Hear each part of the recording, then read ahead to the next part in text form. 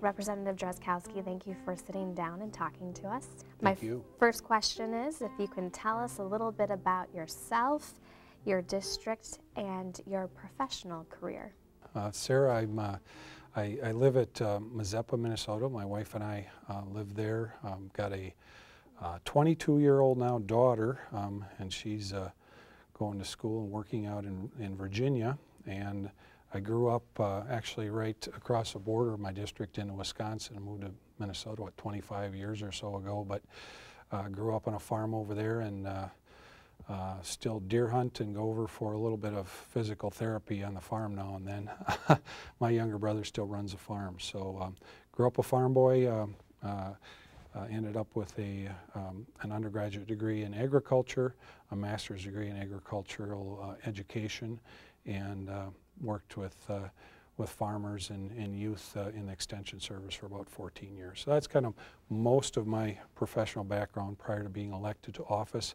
I've been a member of the Minnesota House now for a little over 6 years, and yeah,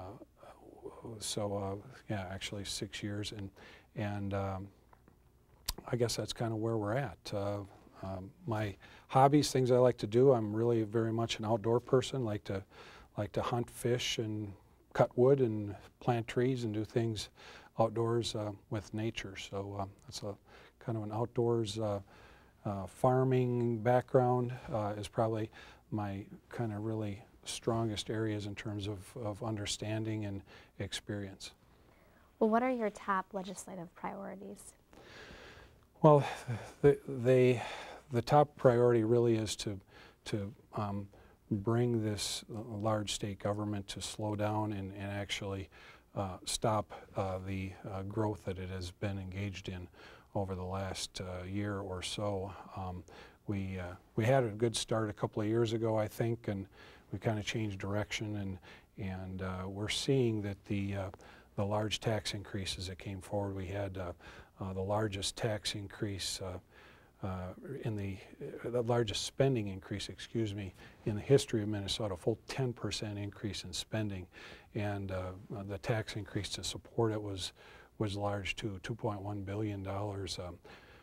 Taxes and fees increased $450 for every man, woman, and child in the state of Minnesota. So my goal is to bring our government to stop its growth, and hopefully we can create an environment where people and businesses will feel secure in being here in this state again, so that we will stop them from wanting to move and flee to other states like we've been seeing happening.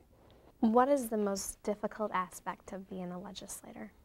I would say the most difficult aspect is really the fact that you've got to you represent close to 40,000 people, and every one of them has a different idea on where we should go around a particular issue. Some of them match up really close among 40,000 people, but every part of the spectrum is represented there. And so the difficult part is working to lead and provide that leadership while at the same time realizing that's not the direction a fraction of your constituency wants to go on a given issue. It might be a different fraction on a different issue, but you really have to lead with where the constituency on the whole would like to see you go, and where you as a legislator believe the future of the state is best served. So yeah, that's the most difficult part, maybe kind of the not having all 40,000 on the same boat at the same time. It's just a reality of really kind of the political environment and decision making. And so that's the hardest part, is to adjust to that. But after a while, I think that people reward you, and I've recognized this, for being consistent, being honest, and being straightforward in telling people this is what you're going to do, and then actually doing that. And that's how I've led my 6 years here at the Minnesota House. And I've heard a lot of people say, you know what, that's what we want. We want somebody who at least we can predict and know what they're going to do, rather than somebody who says one thing and then does another.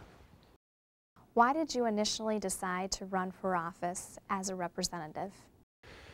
Well, I was seeing a state that needed some help and leadership in going a direction. It was going a direction in a variety of issues that were not the direction that the people that I talked to in my communities wanted to see us go. You know, back then we had some of the same issues, Sarah, that we have today. We had a government that was not being responsive to the people, but rather many times was being more responsive to the needs of government rather than the needs of the people. And I have continually held the people out forward first. And I think actually that's a job that I think will require many legislators and many years in order for us to steer and bring our government to be truly accountable to the people again, because government is, and the government employees is comprised of people and all the frailties and limitations that come with being human are there in those people that work in government. We have to continue to remind them and the institution that it's the people that we serve first and not the needs of government first. If given a chance, who would you like to be for a day, or who would you like to exchange roles with? Aaron Rodgers. When I was young and growing up, I loved sports, and I still love sports.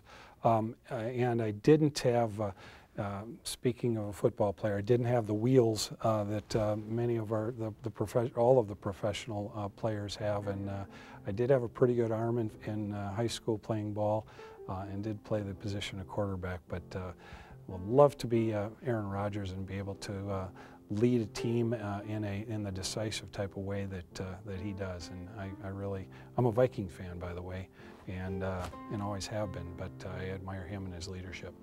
Representative Drazkowski, thank you for sitting down and letting us talk to you. Thank you, Sarah.